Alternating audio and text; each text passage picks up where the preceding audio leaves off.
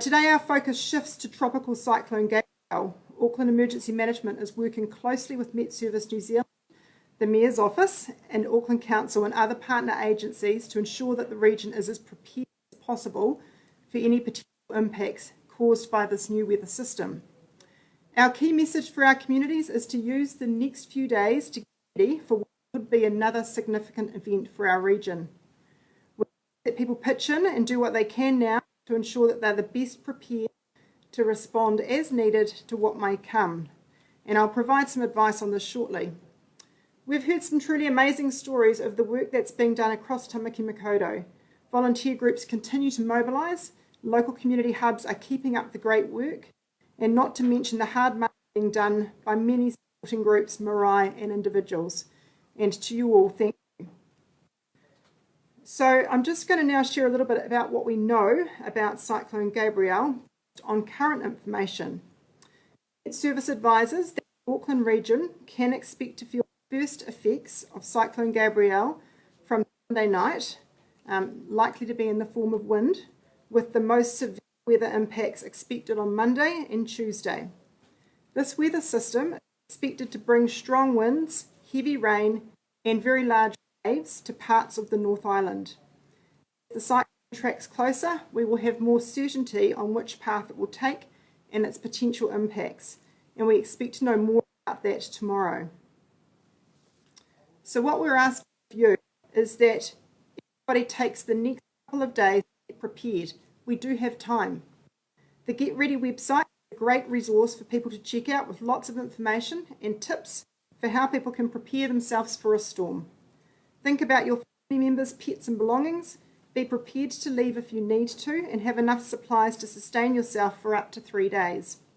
If you're reliant on prescription medication, it's worth ensuring that you have enough supplies to get through the next week. Check on neighbours, particularly those who are elderly or vulnerable. And if you can, please take any flood damaged items to one of our 15 drop-off facilities before Sunday and refrain from putting any additional items out on the curb for collection. We're asking Aucklanders also to pitch in by ensuring that curbs and drains on and around your property are clear of debris before Sunday evening, if it's safe to do so. So what are we doing to get ready? What's Council doing? Auckland Emergency Management is planning an increased number of evacuation centres across the region for people to take shelter if they need to, and when the severe weather hits. The addresses of the evacuation centres will be published on aem.org.nz in the coming days. We know that access to some of these locations may be blocked depending on where the worst of the storm impacts are felt, and we're making contingency plans for access, or if we need to move to another site quickly.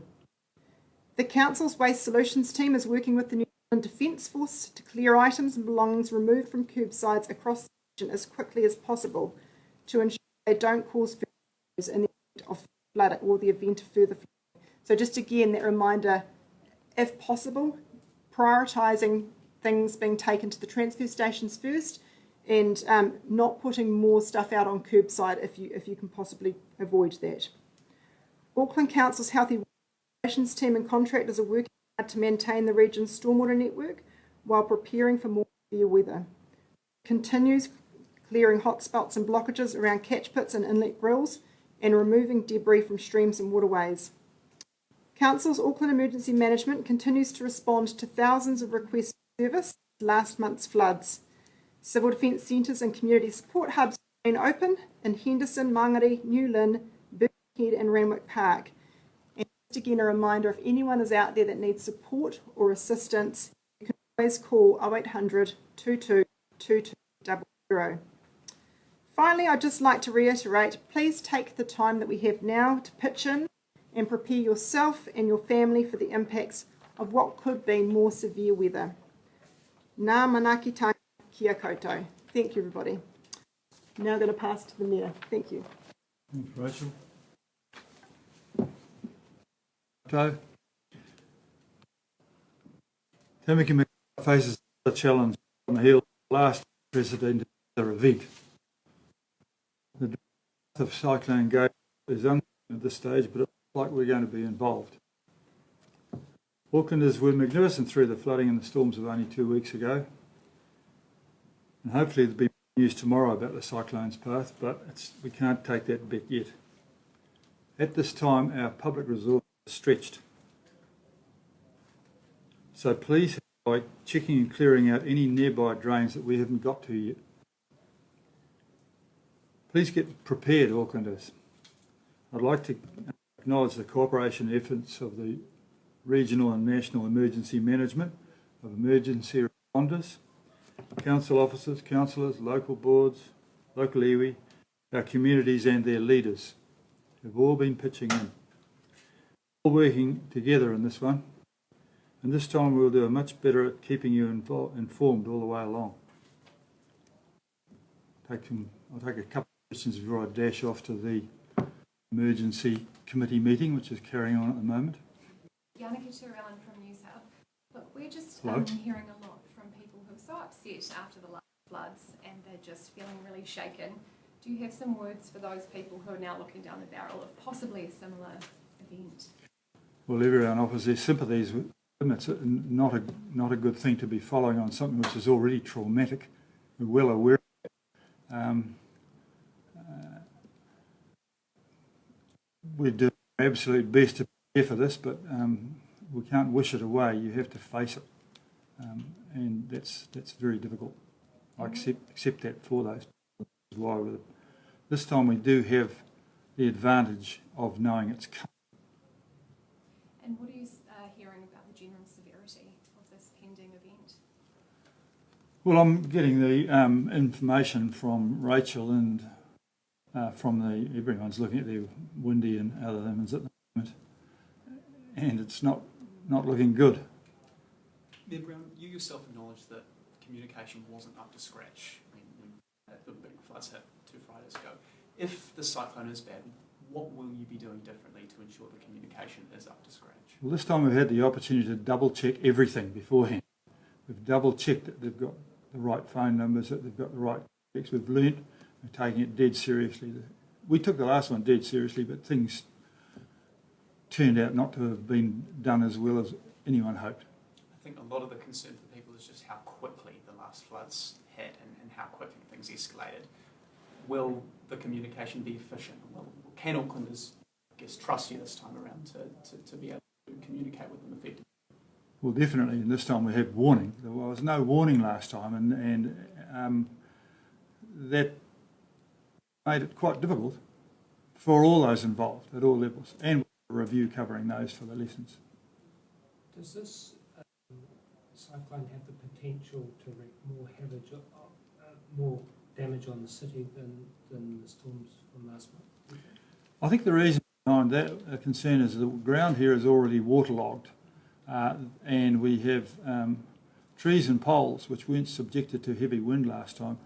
More likely to be power outages this time, so I'm suggesting that one of the things you should be doing at the moment is making sure you've got torches with batteries. There was a most unusual event, the last one, that power didn't actually go out, or not much at all. So the waterlogged nature of the ground makes this more potentially difficult. And Well, we're looking with the combination of the wind this time, the waterlogged landscape and so forth, do you think the damage could be worse overall than what we saw 3 weeks ago? Well, everyone hopes, but we're preparing for the worst and hoping for the best. You're saying 300 mils possibly this time of rain. It was about 250 last time. Does that tie into this whole idea that the severity could be actually even worse than what we saw 2 weeks ago? Well, I think Rachel's got she's the one receiving the actual Met stuff, so possibly you can answer that. I'm not ducking the question, but she gets it. Yeah, I'm just mindful too that you had your committee meeting. Oh no, it's going. Maybe just give me one more, then she can answer and that then I one. can take up some of those. Yeah. Okay. Yeah. So just, back to the whole, what can you say to reassure Aucklanders about both the communication and the weather? I wish I could reassure people about the weather, but I can't actually control that. And we are as Rachel would say, there's a great deal of analysis about this one coming. There was none last time. And so everything has been double-checked. We're absolutely made certain that all the precautions, the emergency centres are stood up already and there are more ready to go. Every lesson that could have been learnt has been learnt, and there is a review making sure that they stay learnt. With your permission, I'm going off to a meeting with people involved in that, but thanks for coming, and I appreciate the fact that you are the people who deliver these messages to the public. Thank you, Uh, just want to check with Deputy Mayor Simpson, who was also going to say a few words, whether we just take Deputy Mayor's... I'm happy for you to answer her questions. Okay. So just in terms of the question around severity... We're just trying to compare as much as possible to the past event. So, I mean, the forecasters are saying about up to 300 mils. It was 250, 249 in 24 hours last time. What is that here? Well, I think... Facing down the barrel, or? Yeah, well, look, certainly, I mean, this is potentially a weather system that could cause, some significant impact, but there is still quite a high degree of uncertainty around exactly how that cyclone system will track past Auckland, and in fact the Upper North Island, because it's not just potentially us that's going to be affected by this. It will also be, potentially our neighbouring regions as well. But what we do know is that there's a reasonably good certainty of its trajectory through to about Saturday, but we won't really have an absolute degree of confidence around, some of the details that you're describing until probably Sunday. It could Absolutely, and that is our key message, is that there is a significant weather coming, and we need to be doing what we can in these intervening days to get prepared. But worse, it could be worse. It could be. It certainly has got the wind element that the previous event didn't have, and that wind element, and along with some of the coastal sea surge, could bring some additional damage that we didn't see last time. So, we did have some power outages, but as Mayor Brown said, certainly not significant numbers of outages for a region of this size. But with the type of wind that could come with an event like this, then we would expect trees to come down, expect perhaps further land instability if we get heavier rainfall.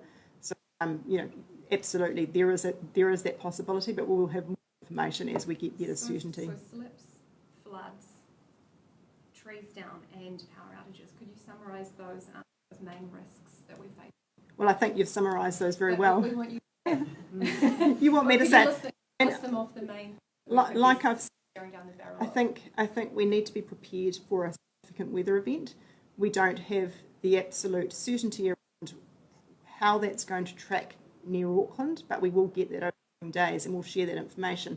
What we do know that if it does come across Auckland, it's predicted to bring very heavy winds, which will cause issues potentially like trees coming down, which can take out power, so we need to be prepared for that. It could cause, again, localised very heavy downpours. We don't quite have the information yet about which parts of the region would be affected in that way, but we will get more certainty as time goes by. But again, surface flooding is something that would come with that. And we would expect with some of the sea surge, things like some coastal erosion. Just a question about the recovery, and maybe this is a question for the Deputy Mayor, but you touched on the reports of looting around many households around Auckland. We're hearing reports of streets that are just getting hit again and again and again by looters, and people impersonating council staff who are wearing uniform that really looks like they're from the council. I mean, what is your response to that? Look, I mean, my initial response is that I, on a personal level, can't believe that people would, carry out those sorts of actions against people that are already suffering. So, that's my first reaction. In terms of what's happening in that regard, there's some very important things that people need to be thinking about when someone comes to their property purporting to be someone involved in response.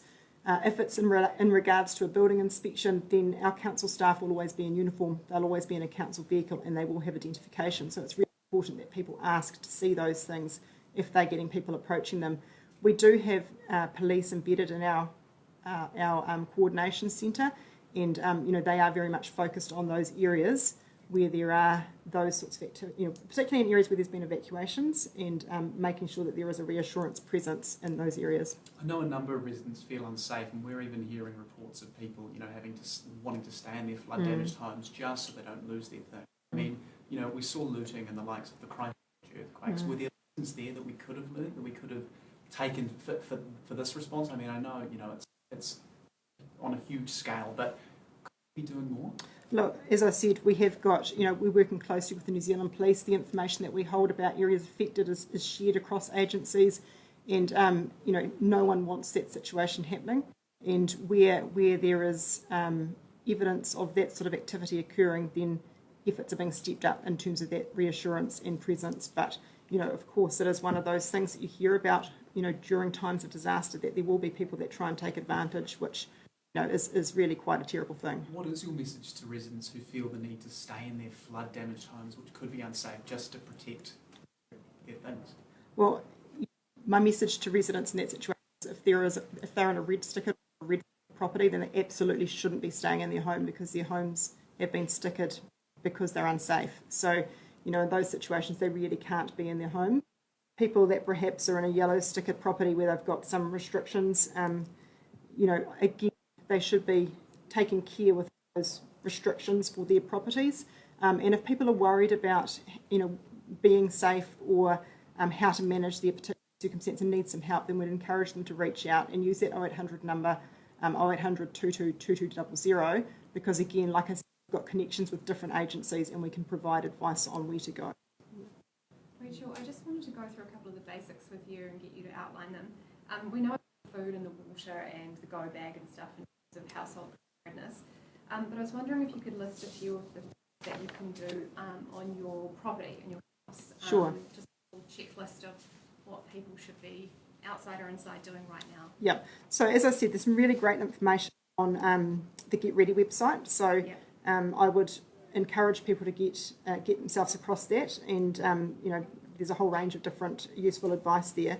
The types of things that people should be doing is thinking about things that move around. So like I said, winds will be coming in first, and things that would move around, so trampolines, anything sort of outdoor umbrellas, things that might lift up and fly away and either cause issues to someone else or cause damage to your own property.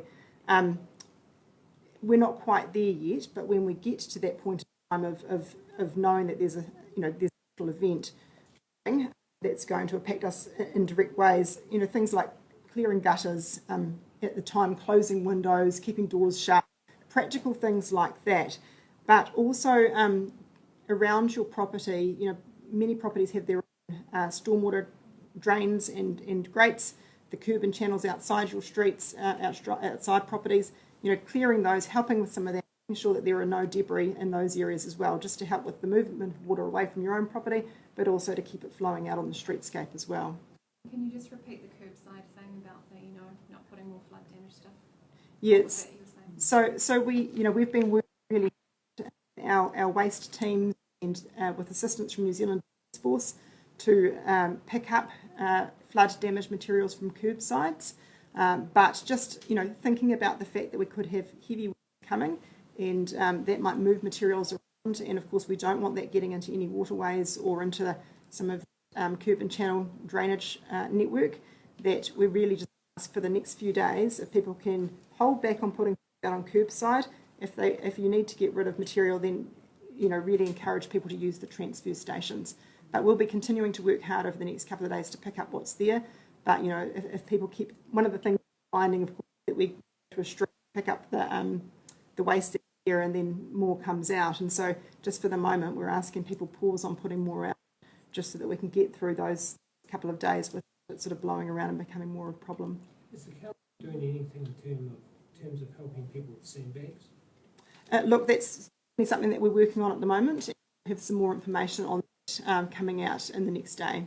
And schools, is there any advice going out to schools about closures or anything like that? Again, we work, the advice that we're preparing is circulated through our partner agencies, and through the connections with the National Emergency Management Agency. We work closely with other ministries as well, including the Ministry of Education. Is there a sand So there'll be advice going out to schools on? We'll be providing a range of advice. will be shared across different networks. Yes. Thank you. Is there a sand shortage? We've heard there's a sand shortage with the sandbags. I don't have the specifics about whether there's a shortage that's going to affect the actual sandbagging by people, but certainly some of our beaches have had some issues in terms of sand replenishment, and so that's an issue more, I suppose, specific to sort of the coastal environment rather than the sandbagging. But So when will you know about the sandbagging situation? I expect to be able to provide some advice on that in the next day or so. When will we have a clearer idea of the path and how much of an impact it will have? Because it's still early days. Yeah, like I said, the advice that we've received today is that we will have a much higher degree of certainty around that. Obviously, as we move through the next couple of days, I think there's a reasonably high degree of certainty where it's going to be sitting sort of come Saturday. It's then what happens from Saturday onwards that at this point in time is a bit less certain. So again, tomorrow when we talk, we'll know more, and then again as we move through. But by Sunday, early Sunday, we should have a fairly good picture. Now, Rachel, what can you promise about the comms? Because we've heard talk after the first event of, Kieran McAnulty recommending that these accounts for the Auckland Emergency Management are updated every half an hour and providing some kind of more steady flow of information. Is that going to happen? I think that is happening, and so people can expect, an ongoing provision of advice, both for those people that have been affected by the current event, but also people potentially that might be affected by this one. So we will be continuing to use, the full range of channels that we've got available to us to put information out, including yourselves. Media plays a very important role in sharing these public information messages, and we're very grateful for that. So it will be much better this time. Well, I think, as Mayor Brown says, we've got the ability to also prepare. So, this is the start of some of these messages around what we can do to get ready for this. But our communication to Aucklanders will be continuing, both on the previous event and this current one, and we will be keeping people up to date with as much information as we have available to us. Deputy Mayor, do you want to make any comments, or don't have to? No, Rachel, thank you very much. I think most of what I was going to say has been actually covered. As you know, I spoke to you a couple of days about the Auckland cleanup. Well, actually, the big Auckland cleanup has just become that much more urgent. And I suppose I want to give Aucklanders confidence that we have a lot of people helping. We've got local iwi community groups, including the student volunteer army on hand. I suppose one of the messages I thought of as you were speaking, Rachel, though, is, it's very, very clear that we have to get this curbside rubbish away as soon as possible before the storm comes. And if you have a trailer and you are able to help with getting some of that material out to a transfer station, please call the 0800 number and volunteer your services, because I think that would be very useful. We are trying to get everything off the curbs in time so that there's nothing left behind. I think that's really key messages. Check on friends and family, know what the plan is, and I'm confident that our communities, as they have before, will come together and we will get through this. But put yourself first. One quick question, Bessie. Yes, do you know if the Mayor's given any thought to extending the state of emergency? I know he is considering it. As you know, it has been extended from the first 7 days to the second 7 days, and we will take advice and he will make that decision at the end of the 7 days. He's looking at it every day because we didn't initially think it would last the whole second 7 days, but he will take advice on that. I'd just like to ask you as well, ask the question to Rachel, but what do you make of looters targeting areas where, piles of waste are piling up? That's, from my perspective, that's the lowest of the low. But if your property is red stickered, you have to put yourself first. And much and all as you'd like to keep your own things safe, you must put yourself safe. You must leave your home if that has been directed and put yourself first. I've just got a question from my colleagues at Te Karere that might have been more appropriate for the Mayor, but I'll ask you since you're here. What's your response to the Three Waters iwi body chair claiming that funding for infrastructure upgrades should be controlled by Watercare? Can I come back to you on that? I think that's the best answer at the moment. I'd have to look into that. That's just not something in my head right at this very moment. But I appreciate it. I will come back to you on that, no problem. If you could just text me the question. Certainly. Sure. That's it from me. Rachel, anything else to end? Thank you. Thank you very much. Everybody. And we'll see you tomorrow. Yes, and like we said, we'll be continuing to provide as much information as we can. So look forward to seeing people back again at the same time tomorrow. Thank you.